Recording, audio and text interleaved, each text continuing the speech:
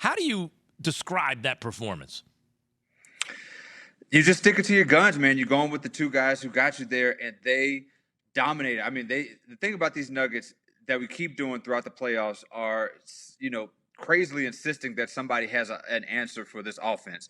We thought people said the Rui Hachimura thing with the Lakers was going to stop Jokic. They're talking about the zone and turn Jokic into a scorer, but the Nuggets just have too many answers for that. And what they did was they did more pick and rolls, more dribble handoffs, and they've done it at any point in this season. And they dominated by going to the well and relying on their two best players. And that's just one of the best duo performances you'll ever see in the finals. So, David, yesterday on this show, I said I thought Jimmy Butler buckets failed the Miami Heat in Game 3, and people took that as like, oh, well, he got them all the way there. I'm like, yeah, I know he got them all the way there. I'm talking about that one individual game, and I'm talking about also the lack of intensity on the defensive end. In Game 2, you saw a different sense of urgency from Miami. They were pushing around Denver. They were physically checking them, throwing them off their spots. He was very aggressive with Jamal Murray, picking up him early. In Game 3, you saw Jamal Murray with a lot more freedom of movement, and he got off for 20 in the first half. And when Jamal Murray gets off, they are a better team because you know what Jokic is going to do. You can't stop Jokic, but you do have a chance to stop Jamal Murray. Yeah, and that's really where the series is going to land. I mean, the Jimmy Butler – throughout the playoffs, the Heat have won because Jimmy Butler's been the best player on the court for so many games. He's the best player against Giannis for games, best player against that Boston team for a long stretch in that series. He's not going to be the best player at any point in this series on the court. Jokic has that locked down for the rest of the series. But at the very least, you have to be better than Jamal Murray. You have to outplay him. You have to at least make it difficult for him to score. Jokic is going to get his. You have to be the second best player by a wide margin. And right now, he's the third best player on the court, and that is by a wide margin, and the Heat have no chance if that's going to be the case. David, saying everything you just said, though, do the Heat have an opportunity to get back in this thing? And I mean by get back because I feel like they're going to lose Game 4, and they're going to find themselves really in deep water. Yeah, they lose Game 4. I mean, this is it for them. I mean, there's no way they're going back to Denver and winning a game if they're down 3-1. I mean, if they lose tonight, they just might want to pack one bag and then plan for the rest of their vacation. I mean, it's going to be hard to imagine them. The problem is Denver's won 4 straight road games. The Heat have lost 3 straight at home. So I mean, it's going to be an uphill battle. They've got to find those sort of auxiliary players. What Denver was able to do, they were able to sit Michael Porter Jr. down and bring in Brown to come in and replace him and be productive. The Heat had Duncan Robinson get played off the floor, and they have no replacement for them. They're sort of at the ceiling of where they can go with that depth. They just have to play better with who they have on the court, namely with Jimmy Butler. David Dennis Jr., Anscape senior writer. David, I was talking earlier, and these two got on me. I'm talking about if Jokic and Jamal Murray close out this series, they win, and they continue to play the way they're playing. It doesn't mean 30-point triple-double, each of them every game, but you know what I mean. Not in terms of accomplishment over their careers. They don't have the resume that Kareem and Magic and Kobe and Shaq and LeBron and Wade and Jordan and Pippen and all the great pairings. But I would say this ranks among the very greatest dual performances I've seen throughout the playoffs in history. Where would you put this? Like, what is this reminiscent of? Yeah, this is one of the dominant playoff performances. I mean, going into the finals, Murray was 30 points on 40, 50, 90 shooting. Jokic was averaging triple-double to play. I mean, this is one of those generational runs with two players. This is reminiscent of Kobe Shaq 2001 type of stuff where you can have one guy take over a series. But this is, again, not to put them in the conversation with those duos, but we're talking singular playoff runs. You have to look at this as one of the best two-man runs, especially big man, little man runs that we've seen. Agreed. See that? I'm not crazy. See that? You just didn't specify. And not only that, he didn't agree with you either, man. He did. It's reminiscent of Kobe Shaq. That's what I'm thinking. And by the way, like Kobe Shaq was going to get his every game. But if you could try to limit Kobe, that was your only shot, right? That's what they're doing now. Let's try and at least limit Jamal Murray. because Jokic, maybe he'll score 40 and we can somehow win. But when Jamal Murray gets his too, it's a wrap. And he's averaging 30 on 40, 50, 90. I didn't even realize that. David, we had a very interesting discussion yesterday on First Take with Stephen A. Smith and JJ Redick and myself about if you were starting a team today and you had to pick a center, who would you take?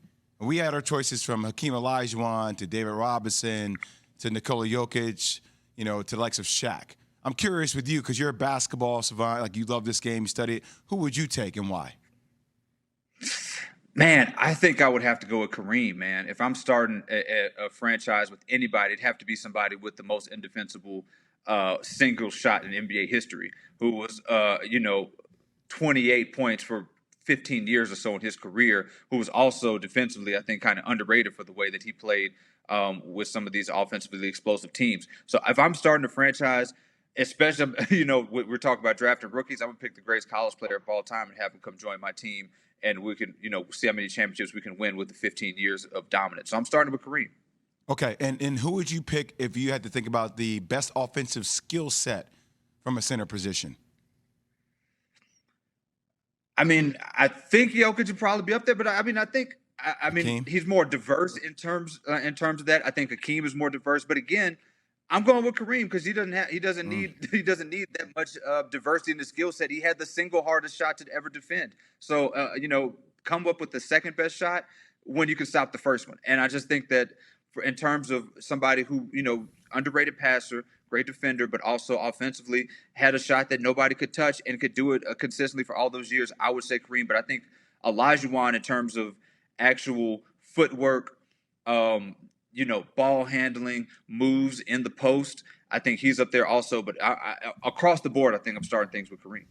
Andre Snellings, these guys jumped all over me earlier when I said that Jokic and Jamal Murray, if they finish this deal, are going down like they don't have the resume of the other guys, but this is a pairing throughout these playoffs on par with Shaq and Kobe, Magic and Kareem, Jordan and Pippen, Wade and LeBron, Weston Chamberlain, whoever you want to pick out. Jamal Murray's doing 30 points on 40, 50, 90 in the playoffs, and Jokic is averaging a triple-double and leading all players in everything. This is an all-time great combination right now. Dre, just know before you answer this question, okay? Am I getting set up?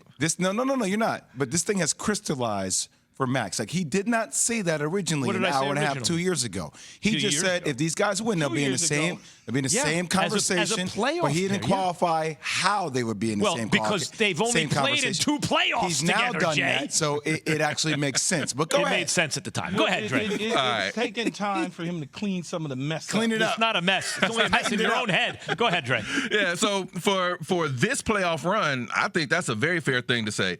When I came on this show, what was it, like last week or a couple weeks ago, I was pointing out that numerically in these playoffs, Jamal Murray has essentially been Steph Curry.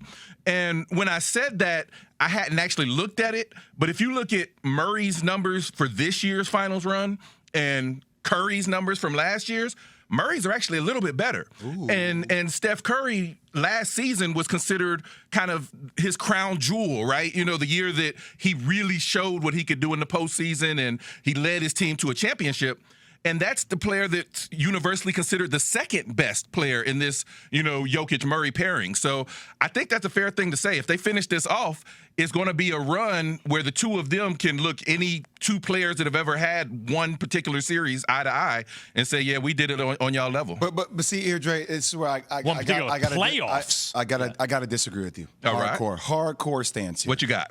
Nikola Jokic is an unstoppable moving force. And JJ and I were even talking about this, what he does post-up wise and how brilliant he is in pick and roll. Steph Curry didn't have a guy like that. Well, true. But to play offensively, all the attention was on Steph every game. Steph has the attention that Jokic has on him. And so Steph's number 2. Steph has also never had a playoff series like Jokic is having right now. Right. And and that's a fair statement, Jay. I guess the point I was making, it was maybe hyperbolic, but it's like Murray's numbers are as good conservatively as Steph's were last season. Steph might be a better player, but Murray's considered the junior member of this partnership. True. And so you got two guys operating conservatively on MVP level on the same team. that's going to be impressive. You do, but the problem that I have with it is from a consistency standpoint, right? Longevity, consistency. Oh, absolutely. Is this going to be consistent? He's just for a comparing period the of run, but I time? hear you. Is it going to be, the longevity side of it, or are we just seeing this in a handful of games that's right before our eyes right this minute? Yeah, we're only talking about this year's playoffs run. But, I mean, to be fair, this is the second time Jamal Murray's done it almost on this level, right? He did it in the bubble, and everybody said, it's Bubble Murray. It's kind of flukish. And he's showing after a catastrophic injury that, no, it's not flukish. So it may be that you could expect this in the postseason. Now, he's never had a regular season anywhere near his last two playoffs runs. And so, I'm not saying that we should put Jamal Murray in that class of Inner Circle Hall of Famers for a career. But for this playoffs run, he's doing his thing. But I think, Dre, I think you're underselling Murray, and maybe this will change. Maybe he's getting hot and it'll change later in his career. But even in his first trip to the playoffs, he was better than he had been in the regular season. He wasn't yet in his prime, but he went from good in the regular season to excellent in the playoffs. And since his first trip to the playoffs, he's gone from very good in the regular season to all-time great in the playoffs. He is an all-time great after the regular season, though. Isn't that fair to say? And the sample size is fairly large at this point. How many playoff series do you want to see it in? I mean, to say all-time great, I'm going to need to see it in more than 3. Yep. But, that's where Max gets himself in trouble. He talks and then he says something, and then he realizes, no, they probably said it, but it's too late. It's already out in the universe. But hold on. It's been, little bit. It's been, I'm looking at his number of games played. He now has 51 playoff games. Isn't that's most of a full season? 51 playoff games. It's the gap. He's averaging 25 points in those playoff games. It's the gap in between. And plus, it's a strong resume. To your point, he has gotten better by significant margins in the postseason. But Murray being a much better player in the playoffs isn't the same as him being an all-time great. How did the Heat win tonight? The Heat weren't that far off in the last game. I felt like I tweeted in the first quarter when I think Bam Adebayo started off the game with a missed layup, then he made a layup, and then I feel like he missed another one, and Jimmy Butler missed. I saw J.J. Redick, he quoted a stat. He said that the two of them were like 5 for 18 from layups and shots around the rim in Game 3. And so that's the kind of thing that needs to be tightened up because I felt like that let the Nuggets get momentum. It was Murray and Jokic did their thing, but it wasn't like the role players until Brown were really doing a lot with them. And so I felt like the Heat had opportunities early to put a bigger stamp on the game. And then in the second quarter when Vincent got those 3 fouls in like 38 seconds of game time, I felt like that really threw him off. The Heat, in order to win tonight, to answer your question, they really need big performances from both Butler and Bam, but also at least 1 to 2 of their, I guess you would call them role players. I don't even know if Vincent's been a role player in these playoffs. He's been their 3rd best player, but he didn't play like it after that foul trouble the other night. So they've got to be tougher on defense, more physical. They can't get out rebounded by 35 or whatever it was in the last game, but they have to have their role players show up to support Jimmy and Bam. And playing at home, I think there's a reasonable chance they do it. Here are a couple of things I think from Miami. I'm going to talk about Miami first and what they have to do. Number one, the reason why I said yesterday I thought that Jimmy Butler failed the Miami Heat is that it has nothing to do with point production, has nothing to do with the run that Jimmy Butler has been on because it's one of the all-time great runs, okay? It has to do with the energy you start the game with. If we talk about Nikola Jokic always getting his, you saw Kyle Lowry after the Game 3 win, look at the stat sheet and see that Nikola Jokic had 32, 21, and 10 and was like, Then when he saw Jamal Murray's line, he was like, damn. Because you got to cut the head off the snake. And the snake is being guarded by Jimmy Butler. So when he talks about, hey, we need better energy to start the game, that starts with Jimmy Butler on the defensive end to set that tone with Jamal Murray. Secondly, for him, he needs to get to the free throw line. He's had double-digit free throw attempts in multiple games in all past series against the Boston Celtics. 4 games, double-digit free throw attempts. He hasn't cracked that once. He's had 11 free throw attempts total in 3 NBA final games. And also, Gabe Vincent cannot be, like you said, Dre, 2 of 10 for 7 points and then plus minus be minus 16. okay? He has to stay in the game because we've talked about this team matching the offensive firepower from the Denver Nuggets. So that's two things for the Miami Heat. And then for the Denver Nuggets, look, Jamal Murray's going to get blitzed a lot today. I don't think you're going to allow him to see that freedom off ball screens. So guys like KCP and guys like Michael Porter Jr., their third max player, let me say it again, their third max player who has been not on the court pretty much. You wonder, people have been asking, where are you, MPJ? So they tried to get him going early, but I'm going to need to see him get to the free throw line, Dre. I'm going to need to see him attack the rim. I don't know if it's the back or whatever it is, but his number is going to be called tonight because Jamal Murray will get blitzed. Nikola Jokic will do his thing, but you will need that type of performance in a must-win game scenario for the Miami Heat from one of your third, fourth players, whether that be KCP or whether that be Michael Porter Jr. Somebody's going to need to step up. Maybe it's Christian Brown. I don't know.